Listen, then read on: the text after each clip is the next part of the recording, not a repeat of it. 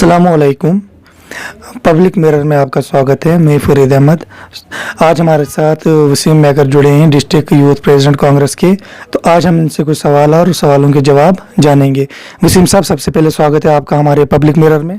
आपका भी बहुत बहुत स्वागत है। वसीम साहब, जैसे कि आप जानते हैं, पिछले कई दिनों से हमारे लोग जम्मू और अदर स्टेटों में फंसे हैं। आपका इस बारे में क्या कहना है? देखिए, उन्हें लाना जाना चाहिए। वो हक रखते हैं अपने घरों में आने के लिए, क्योंकि उन्होंने काफ़ी तकलीफ़ों का अभी तक सामना किया है। अभी उनमें ऐसे भी लोग हैं जो फाइनेंशियली साउंड हैं, चलो वो तो अपना गुजारा कर लेते हैं अल्हम्दुलिल्लाह, और अच्छी बात है। लेकिन तबका ऐसा है, जो दूसरा तबका है मज़दूर, जो गरीबी रेखा में है, जो यहाँ से बाहर मज़दूरी करने गए, उनकी फैमिलीज़ यहाँ पे, उनके परिवार सारे परेशान हैं। तो ज़िला इंतज़ामिया, जम्मू कश्मीर के जितने भी स्टूडेंट्स हों, मज़दूर शख्स हैं, उनको जल्द से जल्द अपने अपने घरों में लाया जाए। और अगर पूरे हिंदुस्तान की बात करें, इसके साथ साथ मैं बाहर भी जाना चाहूँगा कि पूरे देश भर में ऐसे बहुत लोग हैं जिनके साथ बहुत बुरे हालात सामने आ पड़े।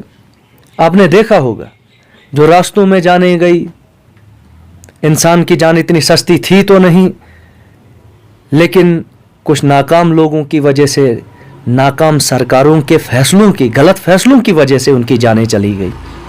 कोई प्लान नहीं था, कोई सॉलिड प्लान नहीं था।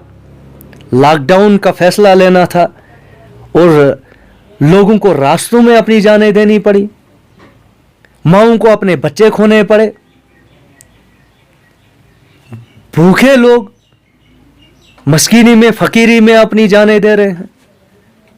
तो लिहाजा इसमें केंद्र सरकार को इस बारे में सोचना चाहिए और गंभीरता से सोचना चाहिए कि उन लोगों को भी अपने अपने घरों में पहुंचाया जाए जिसमें कि वो नाकाम हो चुके हैं। क्या लोगों ने इन्हें इसलिए चुना था कि उन्हें रास्तों में रखा जाए, उन्हें भूखा मरने के लिए रखा जाए, उनको अपने छोटे छोटे बच्चों की जानें उनकी गोदों में, उनकी माओं के गोदों में जान देनी पड़े?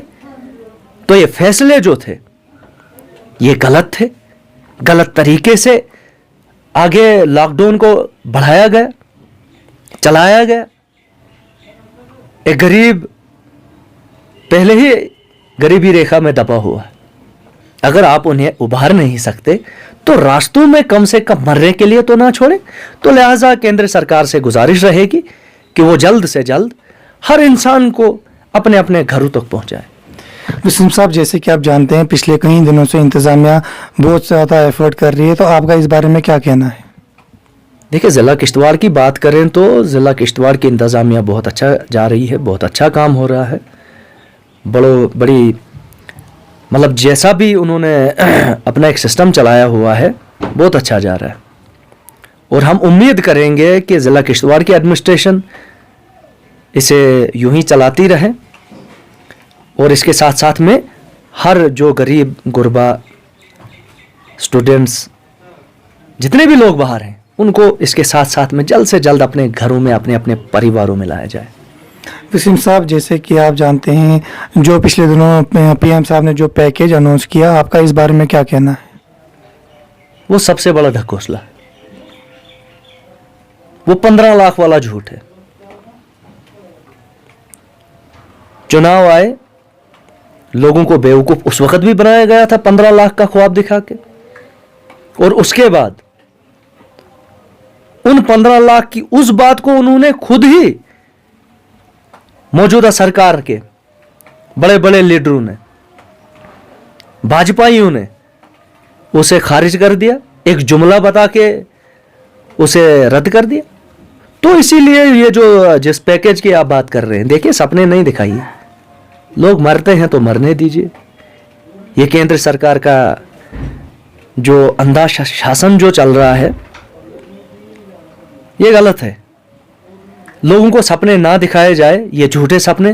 तो अगर ऐसी बात होती तो अभी तक जो लोग रास्तों में थे, जिनने जाने दी, जो भूख के मारे अपनी जाने दी, जो रास्तों में दर बदर भटक रहे हैं, जो घर देखने को अपने परिवार वासियों के साथ मिलने के लिए तरस रहे हैं, तो आज ये हालात होते हमारे देश के। वसीम साहब, जैसे कि आप देखते हैं कि यूथ कांग्रेस ने क्या क्या एफर्ट किए किश्तवाड़ के लिए खासकर? देखिए, पर्सनली मैं अपनी बात करूं तो मुझे फोटोग्राफी करने का कोई शौक नहीं। यूथ कांग्रेस और कांग्रेस पार्टी फोटोज की बेसिस पे जीने वाली पार्टी नहीं।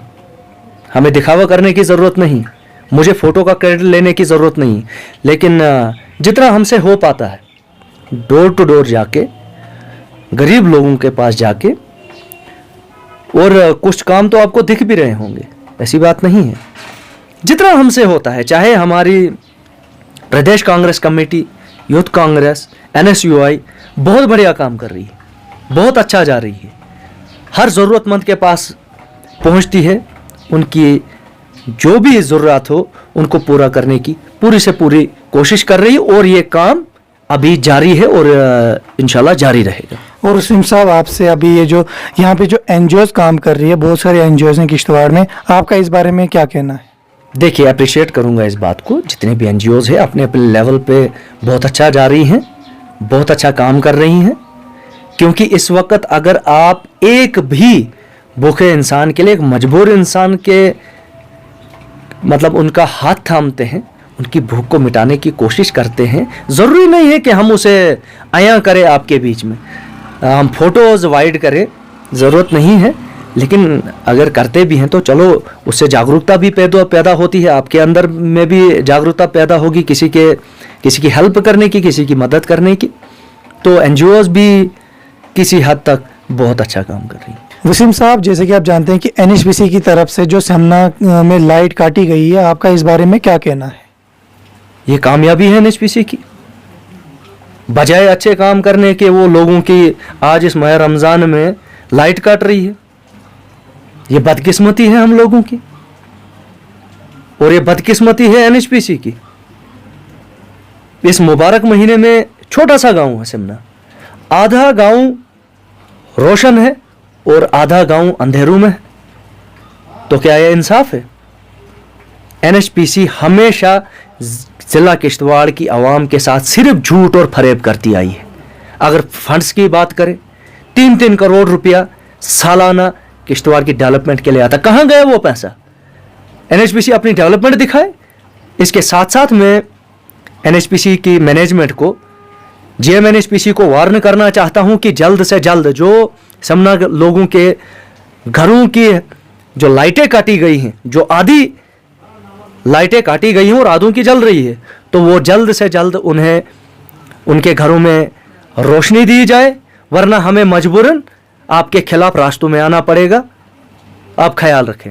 वसीम साहब, लास्ट पे आपसे एक क्वेश्चन करेंगे हम, जो कि वसीम साहब, जैसे आप जानते हैं कि पिछले कई महीनों और लगभग कोई साल होने को आ रहा है 4G सेवा J&K में बहाल नहीं की जा रही है, और लॉकडाउन के चलते कहा जाता है कि ऑनलाइन क्लासेस ली जाएंगी, तो इस बारे में आपका क्या कहना है? देखिए, सही है, सवाल अब एक आम सवाल बन चुका है जिसका कोई माने नहीं रहा है, और 4G भी तो आप भूल जाइए। देखिए, आप ये याद रखें, आप जम्मू कश्मीर से हैं, जम्मू कश्मीर के लोगों को सिर्फ दबाया जा सकता है, कुचला जा सकता है, उनके फ्यूचर को बजाय रोशनी देने के बजाय अंधेरा मिल रहा है। अब स्टूडेंट्स की बात करें, ऑनलाइन क्लासेस की बात हुई, क्या 2G पे आप दे रहे हैं? क्या 2G पे आप ऑनलाइन क्लासेस दे सकते हैं? अरे 2G पे तो आप कोई भी ऐप नहीं खोल सकते, खुलने में ही उसे आधा घंटा लगता है।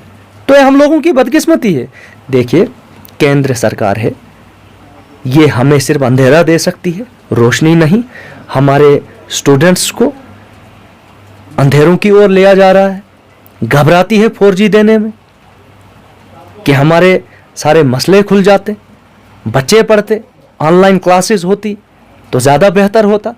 लिहाजा ये हर चीज़ में घबरा रहे हैं, जो कि इनकी नाकामी का सबूत है मौजूदा सरकार का। वसीम साहब, आपका बहुत बहुत शुक्रिया हमारे साथ जुड़ने के लिए। आपका भी बहुत बहुत शुक्रिया। तो ये थे हमारे साथ वसीम मैकर, जो कि यूथ कांग्रेस के प्रेसिडेंट हैं।